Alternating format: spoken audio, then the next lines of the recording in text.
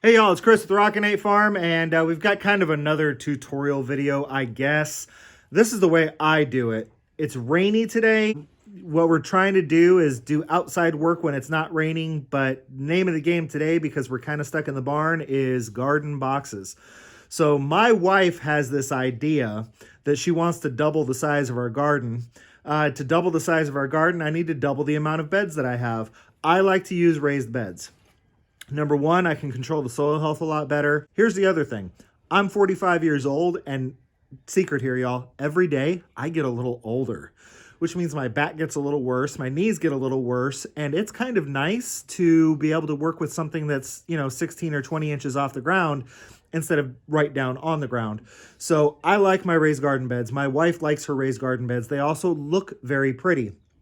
So I potentially need to make up to like 14 to 18 new garden beds for her before spring comes. Right now I'm worried about 2, and then we'll go from there. I build my garden beds primarily out of pallets, and that is what y'all are going to see today. Build a raised bed if you want to build a raised bed. Don't build a raised bed if you don't. That is your decision. If you're going to build a raised bed, let me show you how to do it almost for free. It's a little windy outside, so this sound quality is going to suck, but quite frankly, I'm only going to be talking for a second. Here we go. First, we got to get these pallets apart.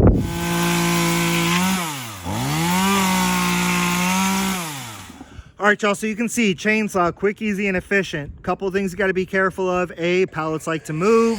So make sure that, your pallet is relatively secure, and watch out for nails. So before you make the cut, just make sure there's no nails sticking out, because that's a good way to dull the chainsaw blade really quick. What I end up with once that's done is usable skids to make the sides. And the bonus is that if I take several of the running boards, the 2x4s basically, and piece them together, I can make my side supports out of those. We'll explain more as we get into it. All right, so we take those slats, and obviously they're not in the best shape. Sometimes my cuts aren't quite right, but we'll straighten them out really quick. It's almost, I suppose I could save a few seconds if I was some sort of a master with a chainsaw, but it just doesn't take long, and especially when my son and I are working on them together, we knock them out fast. We set up our gate on both sides so that it's 16 inches. That was just kind of my magic number. And y'all, the reason I cut them like this, it just saves so much time. I don't have to try and pull all the nails. And I remember when I first started making things with pallets, I tried to really deconstruct the pallets. Y'all, it's a pain. It's an absolute pain, and it's enough to make you want to quit working with pallets. So cut them with the chainsaw. You end up with these crappy cuts. It's okay. We'll trim just enough off of this end to square it up. Then we'll find our 16 inches over here. And with 2 quick cuts, I've got a 16-inch piece of material that's going to end up going on the side of one of my garden beds.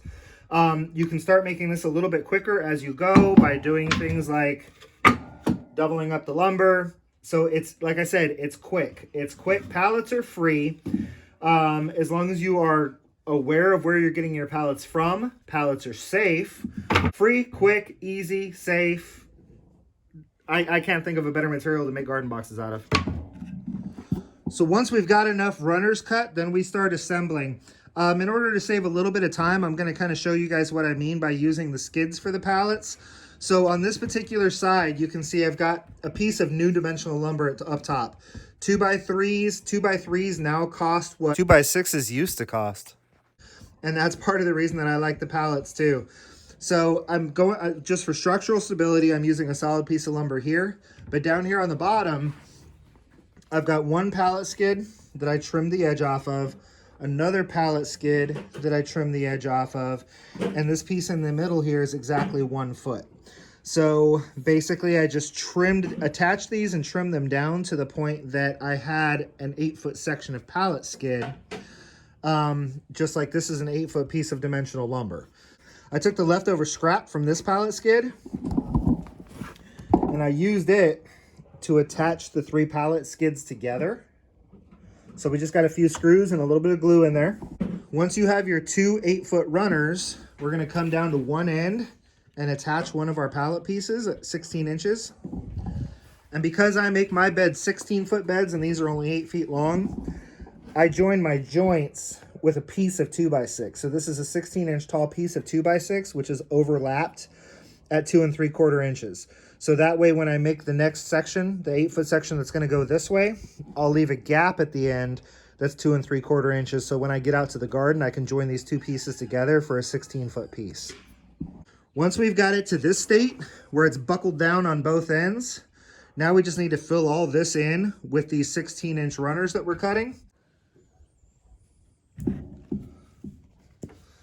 All right, y'all, so I'm just going to do a few inches here so you can kind of see what we got going on. And I'm actually kind of rushing through this because we're trying to get some stuff done today. Obviously, I would normally put more glue than that on this, but we will be okay. So we're just going to take a few pieces and literally just throw them in here. And we would normally go a lot further down, but once we get several of them in here, we'll take a measurement. So it looks like I'm at about 18 7/8.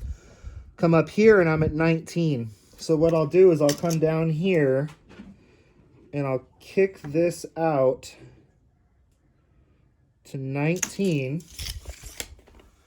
And then I can just adjust these to where there's less of a gap in any one area, because it's okay if there's some little gaps. We just don't want to get to the point where, you know, I've got a piece sitting in here like this when I get down to the end. So once I have these to this place, it's real simple. 2-inch brads in a brad nailer.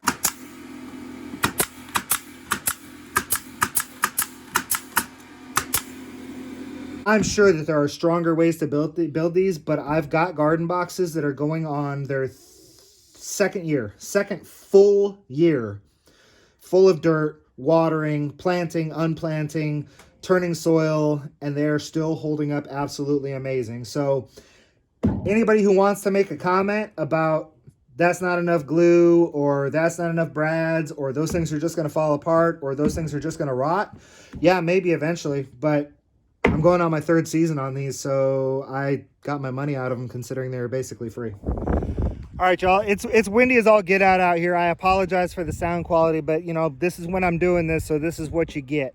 Our channel is raw, if nothing else. All right, so we'll start panned out here just a little bit. You can see the seam right there where one 8-foot side is joining another 8-foot side. This is that piece of overlapping 2x6 that I told you about. This is that 2 3/4 inch gap that I told you about. So when this overlaps the 2x6, that's how we get that middle joint. I reinforce this joint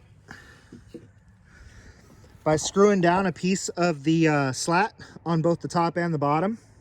So when we're taking apart our pallets, if any of the slats come off whole like this, we save them, and we save them for this purpose. Now this doesn't make any kind of an impenetrable joint. I've got a little bit of a bow here in the middle, but we're going on our 3rd season and these were free.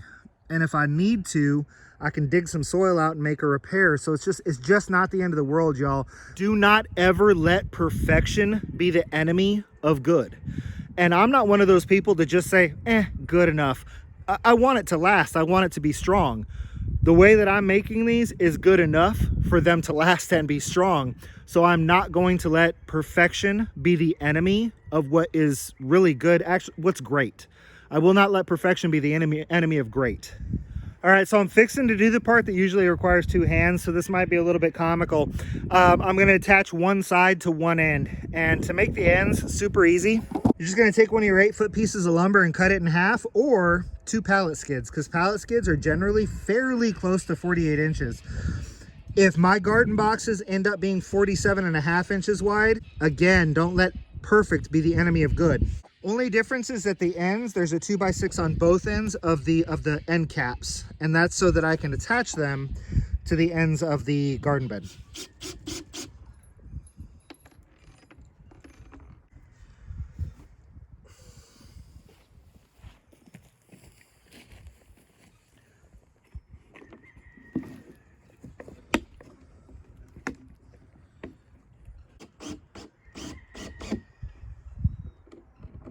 All right, y'all, so a few more screws in this end to lock it in. A few more screws to attach the 2x6 to the other side. Repeat along that long edge and put my other cap on, and we have a garden bed that's ready to fill, irrigate, etc. So when we talk customization, these two are 5 feet apart, arch trellis is over, I can do all kinds of climbing vegetables. These 1, 2, 3 are my existing, or going on multiple seasons, 4x16 beds. That's the 4x16 bed that I just planted garlic in. Obviously, we're putting this one together now, and there's going to be another one here. These were built out of somebody who was ripping down their porch. So it was 10-foot long 2x6s, so now it's a 10-foot by 4-foot bed. This bed was going up against the fence, so I can't reach 4 feet across the bed, so these beds are only 3 feet wide. So this is a 10-foot by 3-foot bed. These are 4x4 squares. Highly customizable, but almost no cost. I mean, don't get me wrong, I've probably bought, 100 boxes of 2-inch brads since I started making these beds. I've probably bought, 7 or 8 5-pound boxes of screws since I started building these beds. So it's not like they're 100% free, but y'all, you've priced lumber. So if I was going to build 16-inch tall beds out of lumber that I purchased or metal that I purchased, we're talking about a really expensive project, y'all. Pallets, you can get them almost anywhere for free. They're tougher to get in some areas, believe it or not. A little tough here in Central Texas. The businesses that have pallets, they don't want to charge you for them. $3 a piece. Screw that. What I do is I wait for some of my neighbors who get their hay on pallets or get their minerals for their animals on pallets. I wait for them to call me up and say, Chris, I've got way too many pallets. Can you come get them? And I say, yes, absolutely. And then I just stack them up for when I need them. Ooh, dog. I finished that. I'm all out of breath. I'm out of breakfast. Can't catch my breath. I finished putting that box together just as it started raining, y'all. So it's just barely raining right now, enough to make me foggy and can't see out of my glasses. I suppose it would help if I turn my hat around, huh? That'd probably help. So I finished putting that one box together just as it started raining. So I guess all that's really left is to kind of say goodbye to y'all. Keep a few things in mind. Rockin8farm.com is up and running. So if you want a little bit more Rockin 8 Farm in your life, go visit our website. I'm trying to get a blog up and running there. There's access to all of our videos. And most importantly, you can help build our farm, help out our family, help the communities of the surrounding Central Texas area, and help the environment by participating in our Dedicate a Tree, Plant a Tree program. Go to Rockin8farm.com to find out more about that. I also want to encourage everybody to go ahead and hit that subscribe button. Y'all, we hit 500 subscribers today. I'm trying to have a really good attitude about it because I've been working at this for so long that it's tough to only be at 500 subscribers. When you see all these little people around you that go from 0 to 1,000 in like a week and a half, it's tough. Even when I see people go from 0 to 1,000 in like 6 months, there's a part of me that says, hey, good for you. And then there's that part of me that says, WTF. I've been working so hard for so long. But 500 subs, y'all. To be honest with you, there was a time where I never thought I was going to get to 500 subs. I'm documenting all of this for, I'm not good at writing stuff down. So if I want to know what time of year I planted peas, I just go back and look at my videos because I didn't write it in a book anywhere. I don't keep a farm journal. I'm horrible at that stuff. This is my visual farm journal. It's also a way I can share my farm with my friends and family that don't live in this state. It's been an awesome way to make new friends. So I'm just trying to accept that that is what my YouTube account is, and success will come if success will come, but if not, I have a video documentation of what I've done on my farm. With that said, 500 subs is still pretty darn cool. So to keep that going, if you haven't already done so, hit that subscribe button, click that little dingy bell so you get notifications, and just, enjoy being part of the Rockin 8 Farm family. So until I see y'all again, from my family to yours, be happy and live healthy.